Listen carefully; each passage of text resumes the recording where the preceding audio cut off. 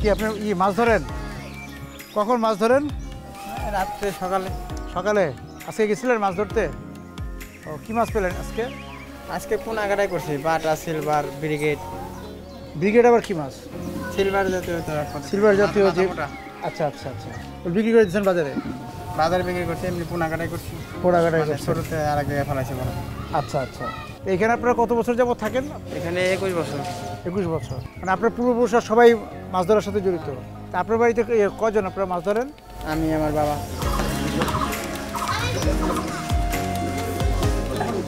পদ্মা বা গোয়ালন্দ ঘাট ঘিরে যে জেলেপাড়া গড়ে উঠেছিল, তারাও ঘাটের মতো এক জায়গায় থাকেন। এখন তো অন্য পেশায় চলে গেছেন অনেকেই, তবে বিন্দুপাড়ার জেলেরা আছেন এখনও। মাছ, জল নির্ভরতা এখনও তাদের যাপনে। তারা টিকে আছেন তাদের বিলুপ্ত প্রায় ভাষা বিন্দুকে সঙ্গে নিয়ে। কি অবস্থা দাদা, ভালো আছেন? বসেন বসেন বসেন বসেন বসেন। আপনি কি মাছ ধরেন? হ্যাঁ, কোথায় মাছ ধরেন?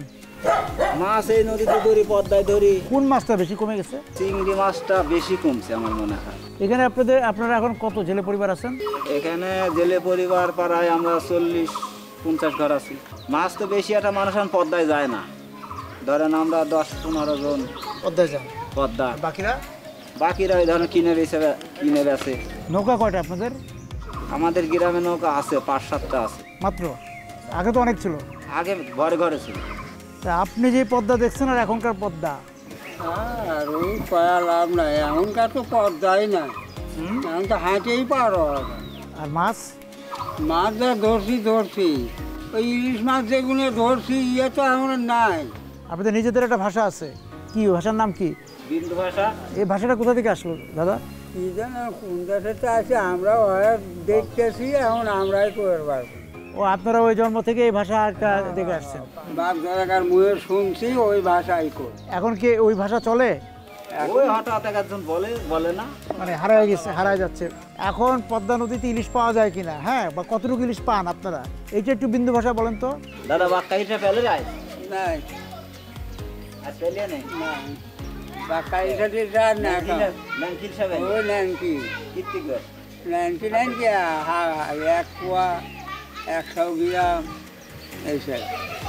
100 টাকাওয়ালা। গ্রামের মানুষজন কেমন আছে এখন? এখন আর জীবনটা খালি বাঁচে রয়েছে, যে ব্যবসা করে বাঁচতেছে করে খাইতেছে।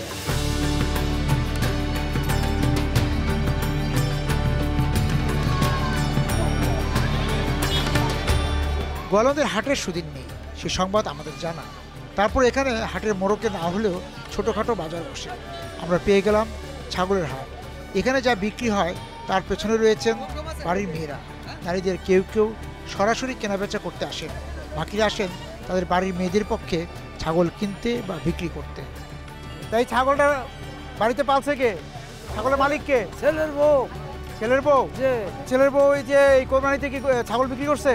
ছাগল কোরবানিতে বিক্রি করছে, আবার কোরবানি দিচ্ছে।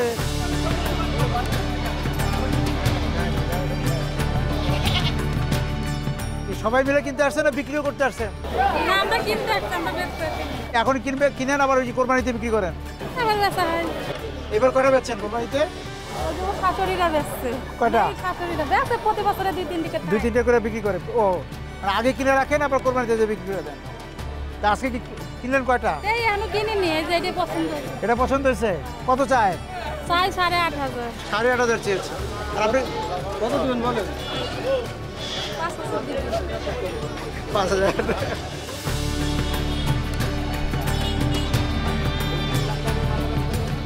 তা আপনি কি মানে ছাগল পালেন বাড়িতে? হ্যাঁ। প্রতি বছরে বিক্রি করেন এই কিনে কিনে? হ্যাঁ। বিক্রি করলেন কবে? ঈদে বেচছি, কোরবানিতে বেচছি। কোরবানিতে বেচছেন? কিনছিলেন কত দিয়া ওটা? 10,000 বেচছি, 30,000। 10,000 টাকা দিয়ে বেচছেন, কিনছেন 30,000 দিয়ে বেচছেন। বাহ, 20,000 টাকা লাভ। কতদিন পাললেন ওই যে 10,000 টাকার ছাগলটা? 6-7 মাস পালছি। এইটা যে নিলেন কত দিয়ে নিলেন? এটাকে নিলাম 9,200 টাকা। 9,200 টাকা। আবার আগামী কোরবানিতে বিক্রি করবেন এটা? তারপর স্বামী কি করেন? মাঠে কাজ করে।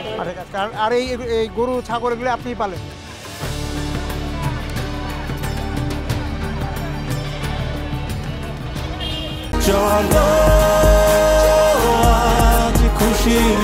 চল্লিশ বছর ধরে অসংখ্য খুশির মিছিলে ছিল আইডিএলসি, থাকবে আগামীতেও।